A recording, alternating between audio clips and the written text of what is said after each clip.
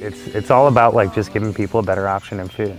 You know, like be aware of what's in your food and move forth from that. Roots of creation, love's eternal flame.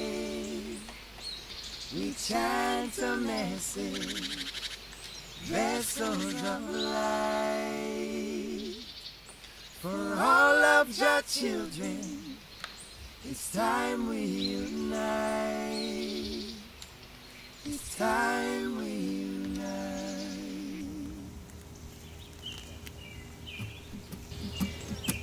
We are Stone Hollow Gardens in Shroomery. We're a local homestead specializing in agroforestry and micromediation to not only bring better mushroom and vegetables to the community, but to revitalize the soil that we grow in.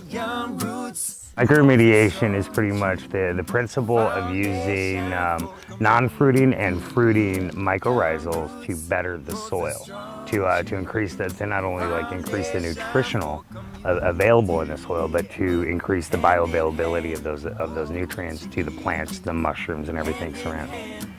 Mushrooms are amazing because they're adaptogens. Adaptogens means that they adapt to what the body needs and allows your body to adapt to the environment around you. We also strictly use only log growing techniques. So we grow everything in hardwood.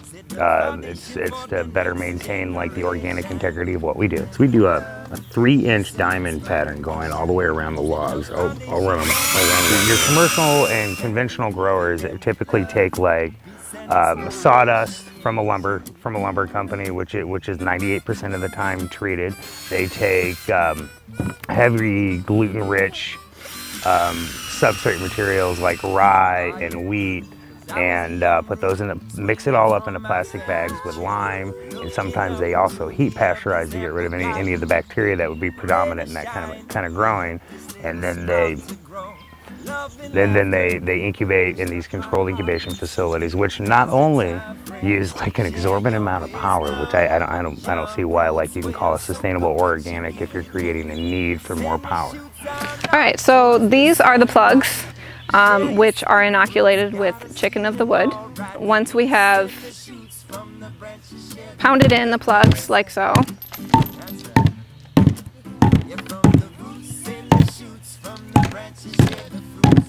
then we will take the wax and we will put a coat on to completely seal the plug hole. The log's 100% colonized when all those plugs in the mycelium within connect with each other, and then you've got a fully colonized log that can colonize, or that can initiate fruiting. So for people who have celiac, they have a hard time digesting these mushrooms from conventionally grown from the store, because although anybody who may be sensitive to gluten will be able to eat the mushrooms, people who actually cannot have gluten will not be able to eat store-bought mushrooms because of this wheat that is put into the sawdust block. Yeah, it still maintains and holds on to, like, I think it's like 3% of the amount of gluten. It doesn't metabolize it all out or get rid of it, so you end up with a mushroom that's got gluten. And the thing is that a lot of those products are advertised as gluten-free. So a lot of people, they eat this stuff and they think it's the mushroom. Oh, I can't eat mushrooms. Not really. It's because you can't eat something grown in the materials that it's being grown in. Especially since we've reached into the medicinal side, to uphold the standards of what people want when they're taking a medicinal extract. When they're taking something like that, they're expecting to receive the nutrition, and the best way to do that is to grow it through log-grown mushrooms. So this type of shiitake will fruit throughout the summer, spring, and into winter. This is one of our kit examples. You can see where you see all that white right there? That's the mycelium meeting between plugs and slowly colonizing to the center. So this one right here is about, I'd say about 55% colonized, because it's got about half the wood colonized out. So all this brown caking here, that's shiitake mycelium. which is more brown than white compared to like an oyster mycelium, which is typically like yellow to white. We harvest all the lumber off this here ridge and back. Beautiful, beautiful little part of the driftless region. We harvest everything at the height of winter. So like when everything's at its coldest, we go up, we cut wood to ensure like the highest sugar and sap level of the trees. You want to have the highest possible nutrients in those trees before you plug mushrooms or mycelium into it. That way, it's going to last longer. They have more nutrients, and it increases the bioavailability of those nutrients. A lot of medicinal mushrooms, such as reishi, lion's mane, maitake, turkey tail, have polysaccharides in it. And beta-glucan. A beta-glucan is an intelligent sugar that works within your body to help grow your defender cells, and which better prepares you for any environmental ailments.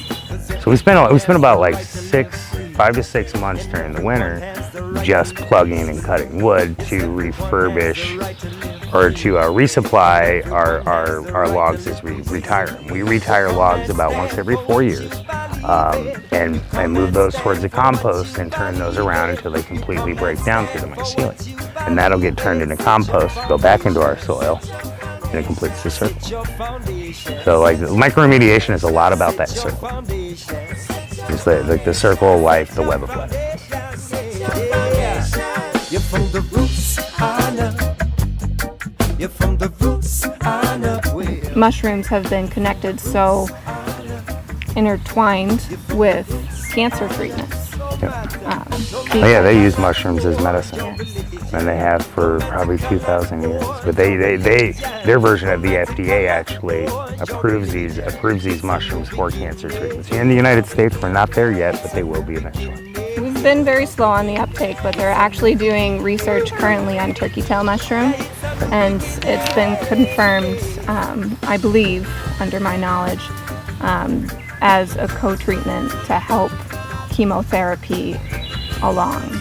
So while chemotherapy is getting rid of the cancerous cells as well as harming other cells, you're taking turkey tail or reishi to help boost those cells, defend those cells, and better prepare them for what comes next.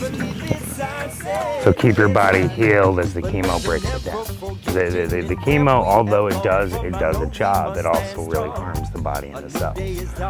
A mushroom like turkey tail and reishi, all it does is keep building and defending while it's being broken down, so you reach kind of a balance. Yeah, it gives a lot of people a better chance.